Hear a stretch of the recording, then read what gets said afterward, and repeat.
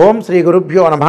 శ్రీ విశ్వావసునామ సంవత్సర భాద్రపద మాసం పౌర్ణమి రోజున పూర్వభాద్ర నక్షత్రం కుంభరాశిలో సంపూర్ణ రాహుగ్రస్త చంద్రగ్రహణం అనేది ఏర్పడింది. అంటే సెప్టెంబర్ 7వ తారీఖు నైటు 9:57 ప్రారంభమై ఈ గ్రహణం అలానే తెల్లవారుజామున 3:29 వరకు ఉంటుంది. అంటే చంద్రగ్రహణము సంపూర్ణ చంద్రగ్రహణం ఉంటుంది. అలానే 9:57 ప్రారంభమై సంపూర్ణ చంద్రగ్రహణం మధ్యకాలం 11:41 ఉంటుంది. చంద్రగ్రహణం విడుపు ప్రారంభం 12:22 వరకు ఉంటుంది. సంపూర్తిగా పోయేది పుణ్యకాలం ఏమిటి అంటే 3:29. అంటే సంపూర్ణ చంద్రగ్రహణ బింబ స్పర్శకాలం అనేది 1:22 పాటు ఉంటుంది. ఇది కుంభరాశిలో సంపూర్ణ చంద్రగ్రహణం అనేది ఏర్పడింది. అయితే ఈ సంపూర్ణ చంద్రగ్రహణం కొన్ని రాశుల వాళ్ళకు అనుకూలంగా ఉంటుంది, కొన్ని రాశుల వాళ్ళకు ప్రతికూలంగా ఉంటుంది. అంటే ప్రతికూలంగా ఉన్నది ఏమిటి అంటే మనకి 7వ తారీఖు రాత్రి నుంచి ప్రారంభమై 8వ తారీఖు తెల్లవారుజామున వరకు ఉంటుంది. ఆదివారం రోజున ప్రారంభమై తెల్లవారితే సోమవారం వరకు ఉంటుంది. ఇక్కడ ఈ గ్రహణం అనేది కొన్ని రాశుల వాళ్ళకి సుఫలితాలను ఇస్తుంది. ఆ సుఫలితాలను ఎవరికంటే మేషము, ధనస్సు, వృషభము, కన్యా రాశుల వాళ్ళకి సుఫలితాలను ఇస్తుంది. ఈ నలుగురికి కూడా అదృష్ట రాజయోగం కలిసి వచ్చే అవకాశం అనేది బాగా ఎక్కువగా ఉంటుంది. కుంభరాశి, వృశ్చిక రాశి, కర్కాటకము, మీనం వాళ్ళకి దోషంగా ఉంటుంది. అలానే మకరము, తుల, సింహము, మిథున రాశి వాళ్ళకి మధ్య రకమైన ఫలితాలు వస్తాయి. అయితే శుభాలు కొంతమందికి శుభాలు, కొంతమందికి అశుభాలు, కొంతమందికి మధ్య రకంగా ఉంటుంది. ఎలాంటి బాధపడాల్సిన అవసరమూ లేదు. ఇక్కడ కొంతమందికి అదృష్టంగాను, కొంతమందికి మధ్య రకంగాను, కొంతమందికి దోషంగా ఏర్పడుతుంది. ఆ దోషానికి సంబంధించిన పరిహారాలు కూడా చెప్తాను. అదృష్టం ఎవరికి వరిస్తుంది, ఎవరికి వరించదు అనేది నేను చెప్పాను క్లియర్గా. అయితే ఈ ద్వాదశ రాశుల వాళ్ళందరికీ కూడా ఎవరెవరికి ఎలాంటి ఫలితాలు వస్తాయో మనం ఒకసారి తెలుసుకుందాం. మేషరాశి వారికి ఈ కుంభరాశిలో గ్రహణం సంభవించటం వల్ల ఎలాంటి ఫలితాలు రాబోతున్నాయని చూసుకుంటే సుఫలితాలు వచ్చే అవకాశం అనేది ఎక్కువ ఉంది. ఎందుకంటే కుంభరాశి నుంచి 3వ రాశి మేషరాశి అవుతుంది. మేషం నుంచి కుంభం అనేది లాభస్థాన రాశి అవుతుంది. ఈ లాభంలో ఏదైతే మేషరాశి వాళ్ళకి లాభంలో చంద్రగ్రహణం సంపూర్ణ చంద్రగ్రహణం ఏర్పడటం వల్ల అన్ని లాభాలు కలిగే అవకాశాలు బాగా ఎక్కువ ఉంటాయి. అంటే రాజయోగం పట్టే అవకాశం ఎక్కువ ఉంటుంది. ఆర్థిక స్థితిగతులు మెరుగుపడే అవకాశాలు ఎక్కువ ఉంటాయి. విపరీతమైన ధనయోగం కలుగుతుంది. అధిక లాభాలు, ఉద్యోగపరంగా లాభం కలుగుతుంది. అలానే వ్యాపార పరంగా కూడా నూతనంగా ప్రణాళికలు ఏర్పరచుకుని మంచి లాభాల బాటలో వచ్చే అవకాశాలు ఎక్కువగా ఉంటాయి. అంటే అధిక లాభం అంటే బిజినెస్ పరంగా కానీ డబ్బు పరంగా కానీ ఆకస్మికంగా ధనలాభం కలగటం, అలానే ఆరోగ్యపరంగా ఇబ్బందులు గతం కంటే కూడా మెరుగైన ఫలితాలు వచ్చే అవకాశాలు ఎక్కువగా ఉండటం, అలానే అనవసరమైన విషయాల్లో వేలు పెట్టకుండా ఉండే అవకాశం ఉండటం, ఆర్థిక పరంగా పుంజుకునే అవకాశాలు ఎక్కువగా ఉంటాయి. రుణాలని కూడా వీళ్ళు తగ్గించుకునే అవకాశం బాగా ఎక్కువ ఉంటుంది. ఎందుకంటే ఇక్కడ లాభస్థానమైంది. లాభంలో గ్రహణం ఏర్పడటం వల్ల అన్ని లాభాలే వీళ్ళకి. ఫైనాన్షియల్ పరంగా అనుకోవచ్చు, వృత్తి ఉద్యోగాల పరంగా లాభం కలగవచ్చు, సుఖము, సౌఖ్యము, భోగము, ఇది ఒక రకమైన లాభం కలిగే అవకాశాలు కూడా వీళ్ళకు ఉన్నాయి. అంటే సంపూర్ణంగా వాళ్ళకి లాభం కలిగే అవకాశం అనేది ఎక్కువగా ఉంటుంది. అంటే అనుకూలమైన ఫలితాలు ఎక్కువగా సాధించే అవకాశం అనేది ఎక్కువగా ఉంటుంది.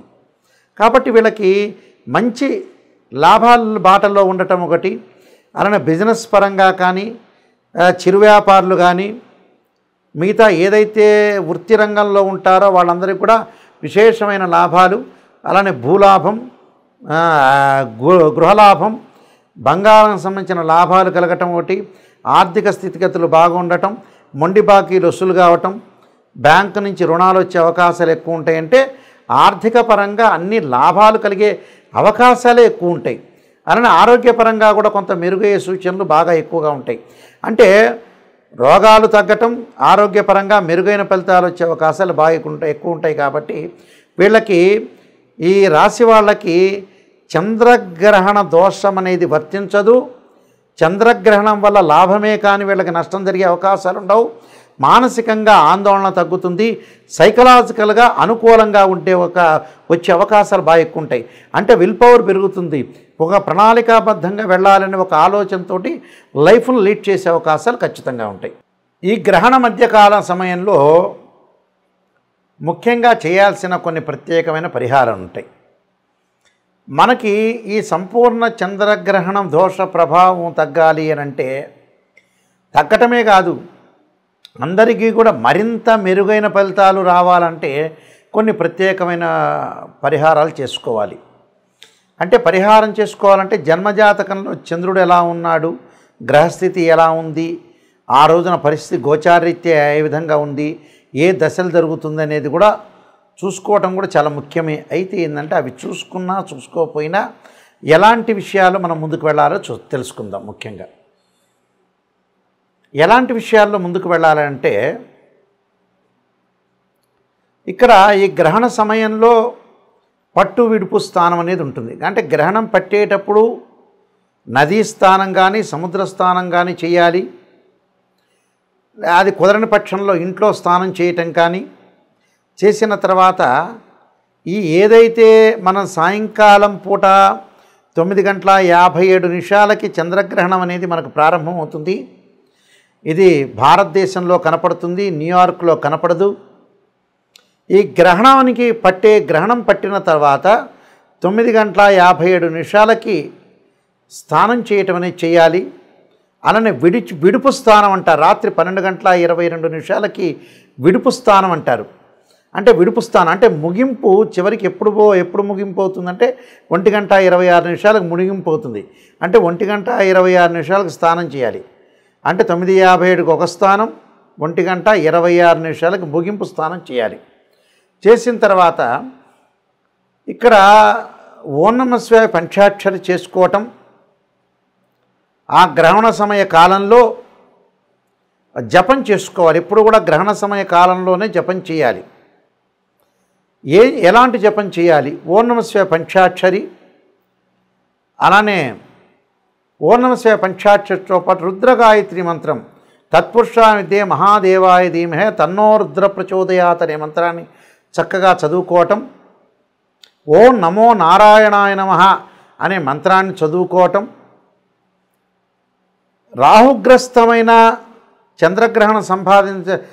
చంద్రగ్రహణం ఏర్పడటం వల్ల తప్పకుండా చేయాల్సింది ఏంటంటే సుబ్రహ్మణ్య స్వామి యొక్క ఆరాధన.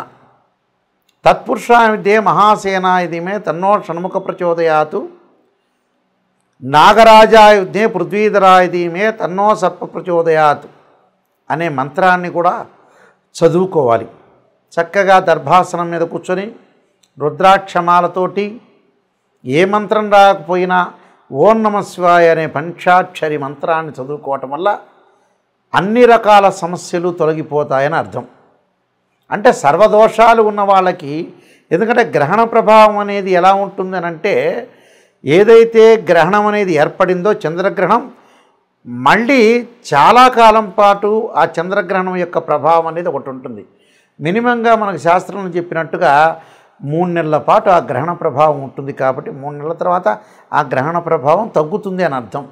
ఈ 3 నెలల పాటు ఉన్న గ్రహణ ప్రభావం ఎవరికైతే ఉంటుందో వాళ్ళందరూ కూడా ఖచ్చితంగా గ్రహణ సమయంలో జపం చేయటం చాలా ఇంపార్టెంట్. అలానే గాయత్రి మంత్ర జపం చేయటం కూడా చాలా చాలా మంచిది. అంటే జపం వల్ల ఏమవుతుందంటే మనకు మోక్ష మార్గం, జపం వల్ల జాతకపరంగా ఉండే దోషాలు తొలగిపోతాయని శాస్త్రంలో చెప్పారు. ఆ జప సమయంలో ఓం నమః శివాయ ఒక్కసారి పంచాక్షరి చేసినా అది 1000 రెట్ల ఫలితం ఇస్తుందని శాస్త్రంలో చెప్పారు. కాబట్టి ఖచ్చితంగా గ్రహణ సమయంలో భగవంతుడి యొక్క ఆరాధన చేయటం వల్ల చాలా మంచి జరిగే అవకాశాలు ఎక్కువగా ఉంటాయి. కాబట్టి గ్రహణ సమయంలో కార్యక్రమాలన్నీ కూడా మనం భగవంతుడి యొక్క ఆరాధన చేయటం చాలా మంచిది. ఆరాధనతో పాటు చాలామంది కూడా ఈ భాద్రపద మాసంలో ఈ పౌర్ణమి రోజున కూడా పితృ కార్యక్రమాలు ఆపాల్సిన పని లేదు. ఉదయం పూట పితృ కార్యక్రమాలంటే అపరాహ్న సమయంలో చేసుకుంటారు. ఆ అపరాహ్న సమయంలో కార్యక్రమంలో చేసుకోవచ్చు వాళ్ళు. తప్పులే 7వ తారీఖు ఉదయమైనా 8వ తారీఖు ఉదయం పూటైనా అపరాహ్న సమయం అంటే 1:30కి మధ్యాహ్నం పూట చేస్తారు. పితృ కార్యక్రమాలు నిర్వహించుకోవచ్చు. పితృ కార్యక్రమాల సమయంలో తద్దినాల ఆబ్దికాల సమయంలో గ్రహణం ఉండదు కాబట్టి చేసుకోవచ్చు. దాని తర్వాత గర్భవతులు ముఖ్యంగా ఎవరైతే గర్భవతులు ఉన్నారో వాళ్ళు గృహంలోనే ఉండవచ్చు. అయితే తమ కార్యక్రమాలు చాలామంది కూడా బెడ్ మీద నుంచి లేవకూడదు, బయటికి వెళ్ళకూడదు, వాష్రూమ్కి వెళ్ళకూడదు, ఇలాంటి ఇబ్బందులు ఏం లేవు. వాష్రూమ్కి వెళ్ళొచ్చు. గ్రహణాన్ని వీక్షించకుండా ఉంటే చాలు.